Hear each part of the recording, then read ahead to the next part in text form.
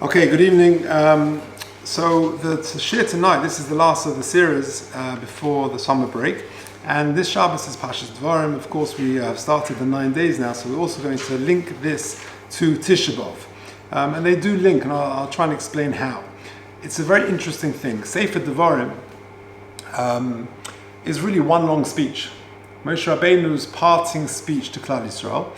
And although it's known, Devarim is known as Mishnah Torah, which means there's a repetition of many of the mitzvahs in the Torah, the actual repeat of the mitzvahs, or the focus on them, only begins in Parshas Re'eh. So the first three sedras, Devarim, Voischanon, and Ekev, are really parts of Moshe Rabbeinu's preamble, his exhortation to Klal Yisrael to be loyal, to honor HaKadosh Baruch Hu, to have Yiras Shamayim, and then he starts focusing on the individual mitzvahs. And if you take a look at the first box, if you're listening online, please email me at j.golker@gmail.com. I'll send you the handout. The pasuk says in Re'eh, in 4 weeks' time, Re'eh al nechin le'sen efneicha hayim bracha v'klala, famous opening line, Es ha-bracha asher tishmu el mitzvahs Hashem Elokeichem asher anochi mitzav eschem hayom, says the Chizkuni on that pasuk, Ad kan hechicham al Yiras Shamayim. Till now, i.e. the first three sedras, Devarim, this week's sedra, Voischanon and Ekev, Moshe Rabbeinu has been mechiach, has been rebuking and exhorting Klal Yisrael al Yiras Shamayim to encourage them to fear Hashem.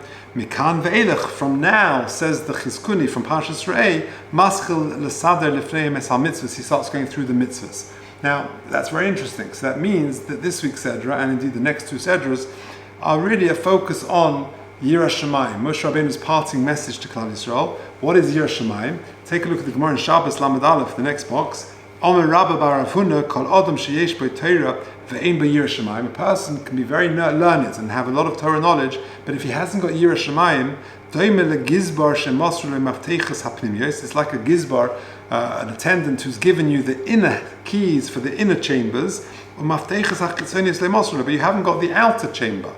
But how's he going to get in? The analogy is, imagine this big storehouse, a big warehouse. If you drive on the M1, for, however long, 45 minutes, you get to this enormous Amazon warehouse. You've probably passed it. It's enormous. You can drive for a couple of minutes and still be going past it. And you can only access the millions of contents in that warehouse if you have the key to the outer warehouse. The keys to the inner warehouse, you can have those keys. It's not going to help you if you can't get to the outer warehouse. The Yiras Shamayim is compared to an oitzet, like a storehouse, which contains the gems inside. If you haven't got Yiras Shamayim, if you haven't got a warehouse, then the goods inside are just going to get ruined. When it rains, it will just get spoiled. You need the outer protection. Yiras Shamayim is sort of the string upon which all the pearls are placed. You cut the string, then the pearls are going to fall all over the place. So that's really what Yiras Shamayim is. And therefore, Moshe Rabbeinu, as a preamble, before he starts focusing on the mitzvahs, of course, he's going to secure the string. He's going to make sure the warehouse is in place, otherwise to remain loyal to Hashem before starting to focus on the mitzvahs. And indeed, that really is the pattern throughout. In other words, at Matan Torah, the giving of all the mitzvahs was preceded by this awe-infusing spectacle of thunder and lightning. That's the preamble of the exhortation to have Yiras Shamayim, and then the individual mitzvahs. And so too, even the mitzvahs that happened before Matan Torah, for example at Morah, that was preceded by all the Yira inspiring Yetzias Mitzrayim and the Makkas and Yam Suf, etc., etc. So you always need that preamble to remind us to be Reim and Shleimim. Now, if you think about it, really what's happening in this week's Sedra is that preamble, that exhortation to have Yiras Shamayim, and in a way that's a sort of mission statement of who the Jewish people is. Every good company needs some sort of mission statement. Now let me read you this. I may have mentioned this in the past, but I think it's been a while. But either way, if I have or haven't, it's good. It's very interesting to hear, and it's very relevant. Listen to this. Tony Little, headmaster of Eton College and one of the most progressive and imaginative people in British education, in his book, he shares the following anecdote. In 1744, nearly 300 years ago, the University of Virginia offered to sponsor the education of 6 native Indians. The chief of the native Indians thanked the university for their generous and well-intended offer, but politely declined it. This is what he said. "We have some experience of your education.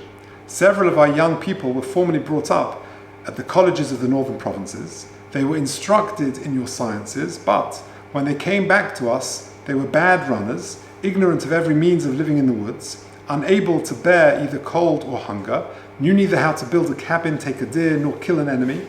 They spoke our language imperfectly, and were therefore neither fit for hunters, warriors, nor counselors. They were totally good for nothing. We are, however, not the less obligated by your kind offer, though we decline accepting it, and to show our grateful sense of it, if the people of Virginia will send us a dozen of their sons, we will take care of their education, instruct them in all we know, and make men of them.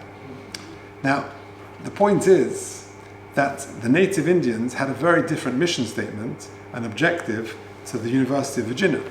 And the University of Virginia may wanted to have educated their students perhaps in the way that the Western world does today, a very different objective.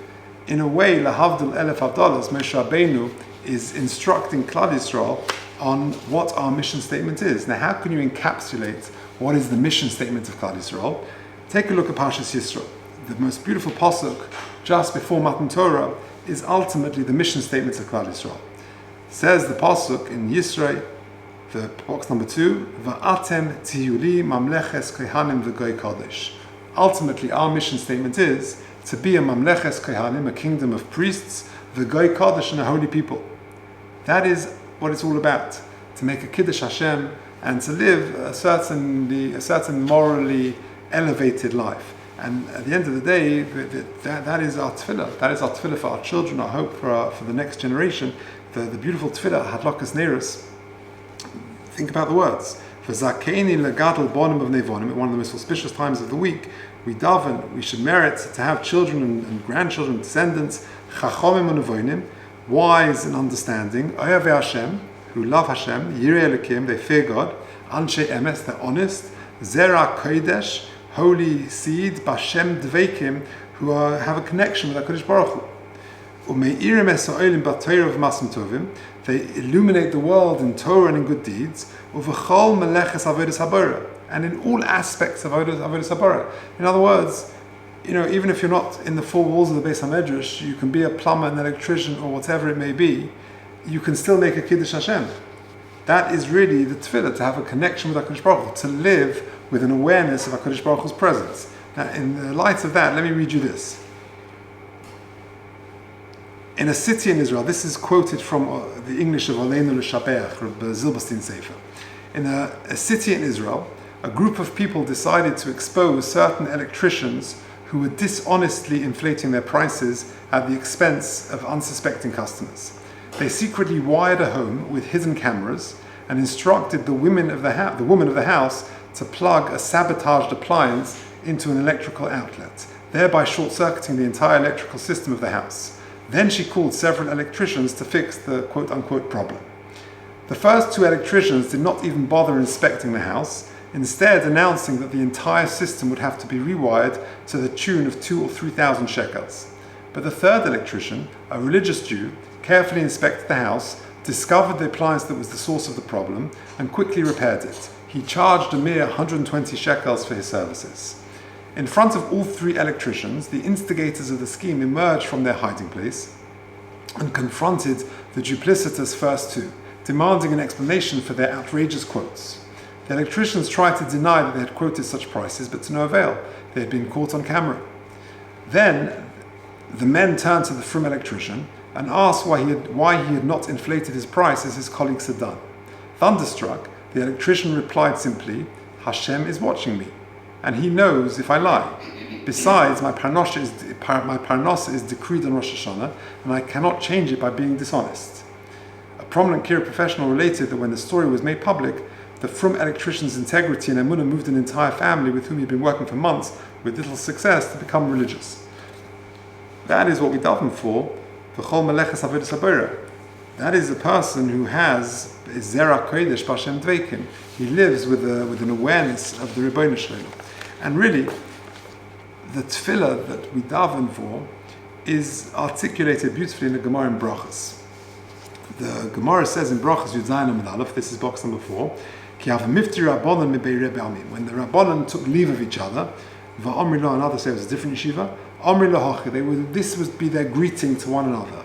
Eilamecha tireh b'chayecha. which literally means, may you see your world in your lifetime, which is a very cryptic, unusual statement. What does that mean? So Shimon Schwab, the great American Rosh Hashiva, the heir to the sort of Torah and Derech Eretz legacy of Rav Shamshon Raphael Hirsch, he says the following pshat. The word Olam is connected to the word Ne'elam or He'elam, which means hidden. Olamecho means the hidden part of you. So Olamecho Tir B'chayecho means the part within you which is hidden, i.e. your potential. So Olamecho Tir B'chayecho, may you see your potential in your lifetime, which ultimately is the greatest bracha any parent can give a child, any Rebbe can give a Talmud. May you be zocher to fulfill your potential. What greater blessing is there than that? To use all the talents that HaKadosh Baruch Hu gave you to serve HaKadosh Baruch Hu. That is the bracha of Olamecho Tir B'chayecho, i.e. to live with an awareness, a connection with HaKadosh Baruch Hu, that you're doing things L'Shem Shemayim and you're painting your masterpiece to serve HaKadosh Baruch Hu. Now, in terms of Kiddush Hashem, which is ultimately the mission statement of Klal Yisrael that Moshe Rabbeinu is trying to articulate in the first three sedras of Sefer Devarim, the Michtav Meliyahu, the bottom box in Chelik Aleph, page 22 says, Hine, ha-mitzvah ha-ikaris hi Kiddush Hashem. The central mitzvah in the whole of Yiddishkeit is Kiddush Hashem, ki hi koileles hakol, because at the end of the day, it encapsulates everything. Kol ha-mitzvahs v'chol inyonei avodas Hashem, teichnon hu Kiddush Hashem. The sort of the Briach HaTzicha, in the centerpiece of our lives, underpinning all the mitzvahs, is Kiddush Hashem. Living with an awareness of HaKadosh Baruch Hu. Now let me read you another anecdote. This I saw in the writings, there's a collection of essays in a book called The Ethical Imperative. Many years ago I read this, and I flagged this particular anecdote from Rabbi Yisrael Reisman, one of the great personalities in America, the Rosh Hashiva of Torah V'das. So this is what he says. There must, I don't know exactly the context of the background, but I think it was, there must have been some sort of scandal. A frum Jew must have done some sort of fraudulent activity or something. And this is what he says. When we hear a shameful incident in our own ranks, we must deal with it as a symptom, not as the disease. Our primary concern should be with developing a stronger sense of presence of the Ribbono Shel Olam in our homes. If we were to succeed, we would subsequently find him accompanying us when we step outside as well. The point can be made clear with a mashal drawn from my own experiences, Rabbi Reisman.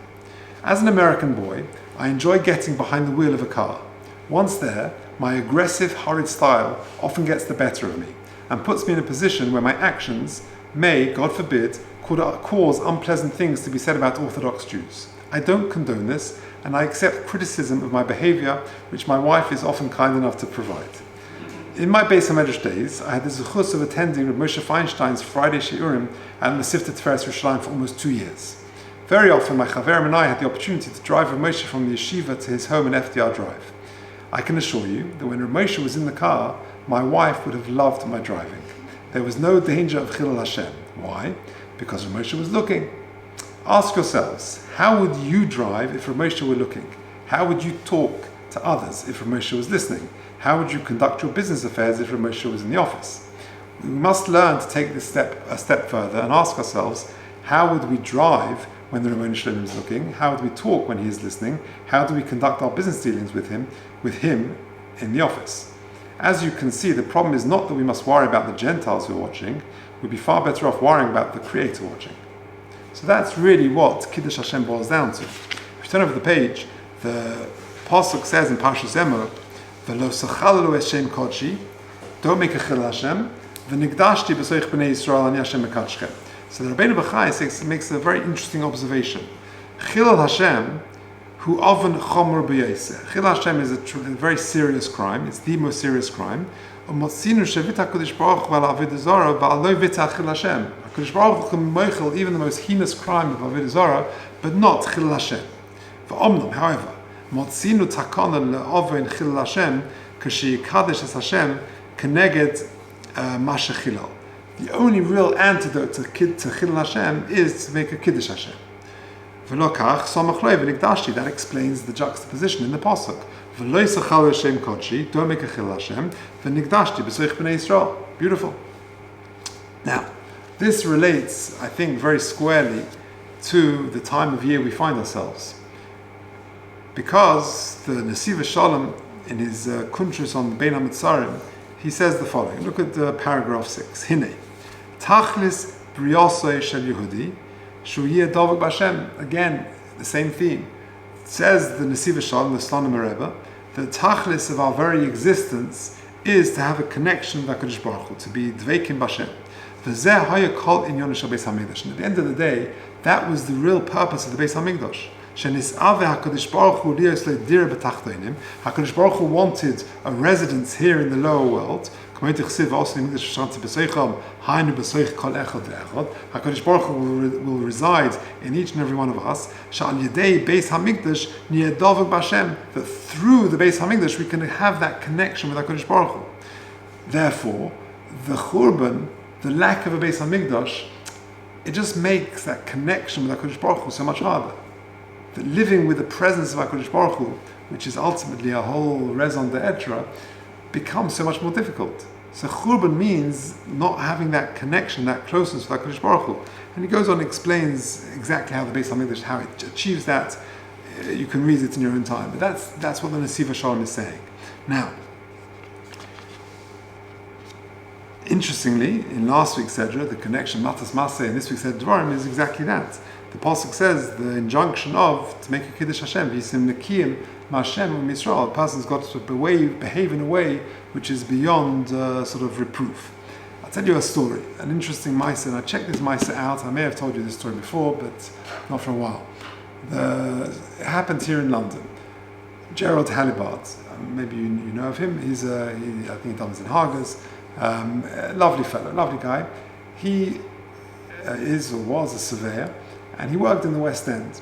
And one Friday afternoon, after a long week on a hot summer's day at this time of year, he is travelling back after a long working week, coming home for Shabbos. And he gets onto the train, and he sits down in London Underground, and no doubt he opens a sefer, and it's Erev Shabbos, and is heading home. Opposite him, a lady, a non-Jewish lady, gets onto the train, and sits down opposite him. She puts her bag down next to her, and it's been a long and exhausting week for her as well, and she promptly falls asleep very quickly. And she's clearly in a very deep sleep. And the train is moving, and the rattle of the train is sort of getting her into a deeper sleep. And he's busy learning, and that's how it is. As the train, and we've done this many times before, the train goes from Parshas Park to Hampstead, and then as it approaches Golders Green Station, it comes out of the tunnel, and on a bright summer's day, you suddenly, you have this noise as it comes out of the tunnel, and the sun, is very bright, and suddenly this woman is sort of bolts up, and she's woken up from her deep slumber. And it takes a moment or two to come to, by which time the train has stopped and the doors have opened, and she suddenly realizes that this is her stop. So she jumps up and runs out of the train. Just in time, the door's shut and the train starts moving on, and she realizes that she's left her bag on the train. And the last thing she sees is Gerald Halibard walk over to her bag. End of part 1. Gerald Halibard goes home. It's Erev Shabbos, it hasn't got long. He makes a mental note. The Motzei Shabbos, as soon as he can, he'll try and track down. This is 20 years ago or so. He's going to try, and there's no mobile there. He's going to try and figure out how to find out who this lady is and how to get it back to her. Fine. He gets ready for Shabbos. He goes off to shul. Motzei Shabbos, he starts his detective work, and he opens the bag, and in short, it takes half an hour, 40 minutes, whatever it is, to figure out who this is, and he traces her. He manages to get her number. He calls her up, and he senses the relief over the phone. You've got the bag. I'm so pleased. I'm so grateful. I've been waiting for this phone call. Can I come by and pick it up? She lives obviously in Gold Screen. Fine. So she comes round. And she has a bottle of wine for Gerald Halibard to thank him. So he gives her the bag, and she gives him the bottle of wine. Now, I don't know about you, but if it would have been me, I would say thank you very much and kol tov. Gerald Halibard looks at the wine. He sees that it's kosher. So he says to her, "How interesting! This wine is kosher. All the stores are shut today. Where did you get this wine?" So she says to him, "When I saw a religious Jew walk over to my bag yesterday afternoon, I knew he was getting it in order to return it to me. So I went straight to the store in anticipation of this phone call." That is really Bashem Dveikim. What does that mean? I haven't got a half a minute that I'm taking this bag for myself. I wasn't entertaining, that didn't enter my mind. I'm taking this bag to return it. That is Bashem Dveikim, because I live with the presence of HaKadosh Baruch Hu. That's what HaKadosh Baruch Hu wants me to do. And it's almost sort of just second nature. That's really what it means. If you take a look at the bottom box, this fits in with a beautiful Chofetz Chaim. The Pasuk says, Moshe Rabbeinu, the famous incident of the burning bush, the Pasuk says in Parshas Shmos, Shal na'alecha mi'al raglecha. Moshe Rabbeinu approaches the burning bush, and HaKadosh Baruch Hu says to him, take your shoes off, ki ha'mokum asher ta'omed olav ad mas kodeshu. The ground upon which you are standing is holy. Famous Pasuk. There's a beautiful Chofetz Chaim on this Pasuk.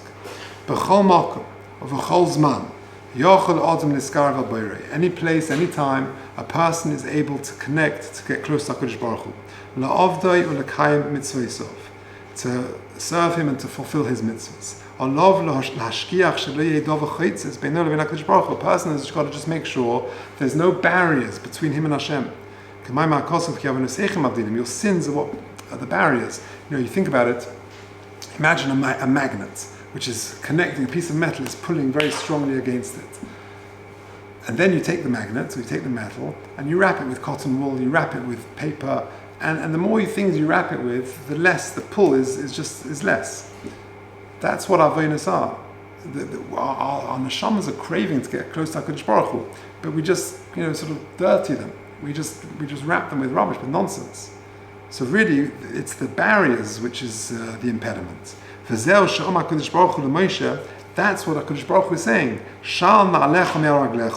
That means to say, wherever I am, wherever there's Kedusha,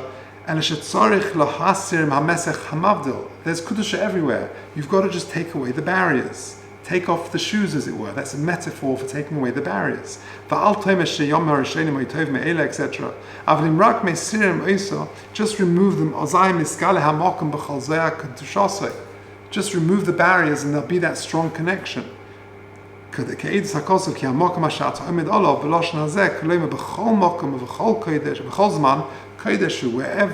you are, whenever you are, that is a zman of kedusha.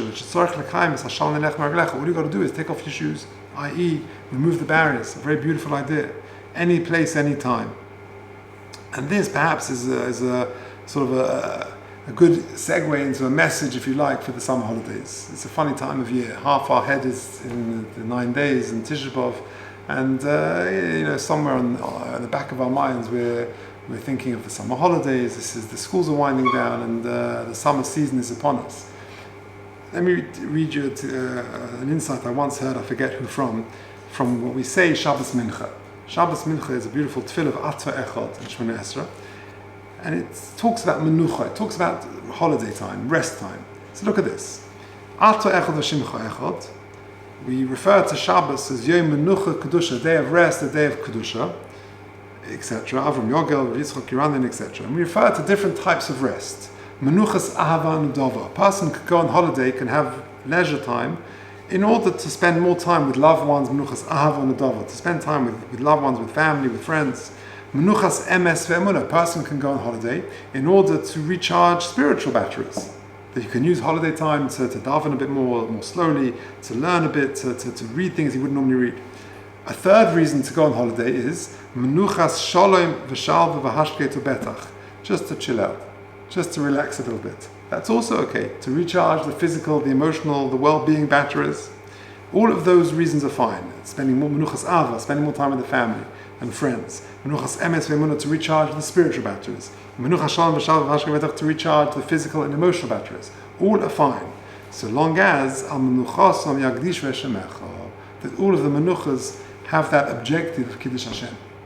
So I think the connection, therefore, between Parshas Devarim and Tisha and the motive of the time in which we find ourselves in is exactly what Moshe Rabbeinu was doing at the beginning of this week's Ezra, at the beginning of Sefer Devarim, in Voice Chanan and Ekev, that he's exhorting Klal Yisrael to remain loyal to Hashem and to have Yiras Shamayim, which means to make a Kiddush Hashem, to bring HaKadosh Baruch Hu into our lives. That's really the mission statement of Klal Yisrael. V'atem tiyudim mamleches kahanim v'goy kadosh. That's what we daven for at Hatlakas Neiros, Zera Kodesh, Bashem Dveikim, V'chol Melechas Avodas HaBoreh. That is the bracha of Elomecha Tireh B'chayecha, that we should fulfill the potential that Kodesh Baruch Hu has given us. That's, as the Michtav Menyo says, Hine HaMitzvah Koros Kiddush Hashem, Ki Koleles HaKol, because it underpins everything. And the Rabbeinu Bachai says the only antidote to Chil Hashem is therefore Nigdashti B'Seich B'nei Yisrael, is Kiddush Hashem. And the tragedy of the lack of a Beis HaMikdash is that Dveikus is so much harder now, because the whole Tachlis of the Beis HaMikdash was the means to have that connection. So what we're davening for is to restore that connection. And Mitzvah Hashem, like the Chovetz Chaim says, we'll be able to use the holiday periods and life generally, any time, any place, to make a Kiddush Hashem and fulfill our life's goal. Thank you very much.